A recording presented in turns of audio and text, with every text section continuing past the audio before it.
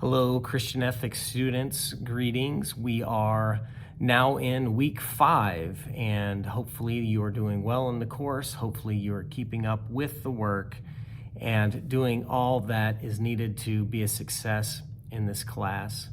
I think there's always a sense in whenever we're talking about education, talking about the different things that we need to learn, and not only to learn, but to succeed as a student. There's always this sense that whenever you have a grade, a lot of people think it's a grade that you just receive. And on one hand, that's true.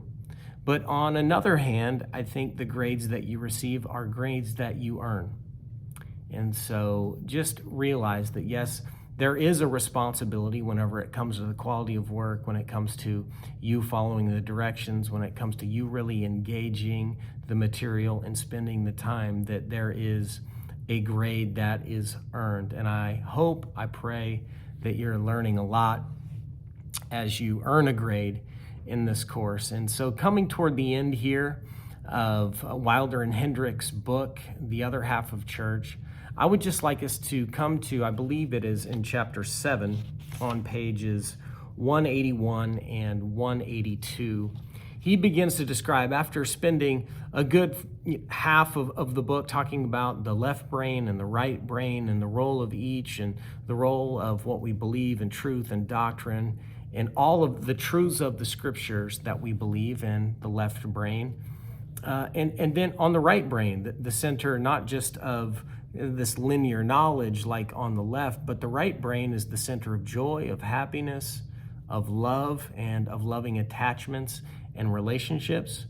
And really that is the part of the brain that is engaged when someone really begins to change and their character changes, which is the point of the church. The church's mission, whenever it comes to the church's ethics and what we want to create in ecclesial ethics, is character change. We want to see a changed behavior.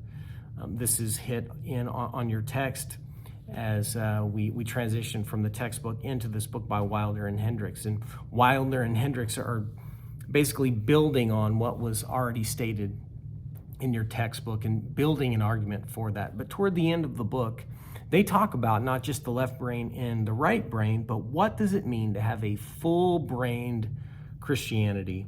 They say at the top of page 182, it says, as we reintroduce right brain practices into our discipleship, along with the traditional left brain spiritual disciplines, we're using the full brain power that God gave us to form our character. And so it's not just the people in the church that form the character and their own character, each individually, by engaging the left and the right brain. And discipleship really begins to kick into gear and someone's behavior and character actually changes. This would be one of the key responsibilities of the leaders of the church. Many of you training to go into the ministry or be a pastor or a youth pastor or a kids minister. We have a very, very strong role in forming the character of people. It should form our character. It should form our practices. At the bottom of page 182 and then leading on to page 183, it starts talking about the role of a pastor that doesn't just teach the truth. It is so very important and key that we teach the truth and the doctrines and the historic beliefs of the church, but also that they also engage relationally with people. At the top of 183, it says, pastors and other leaders stay small and act like trainers, training people, training them to be laser focused on creating a relational environment that fosters transformation. Relational environments foster transformation and life change, character change. That would be the mission of the church, to see people's lives not only changed by the truths of the gospel, but that would kick into their character and the way that they live in relational discipleship within the community of the church. What a joy that it is to be a part of that. And what a great thing that we get to be a part of the lives of people in ministry in the church that are changed. So as we come here to the end of week number 5, again, I want to challenge you. Please go in, look at the assignments that are coming up, your research paper, all that's going to be involved in that, gathering the sources.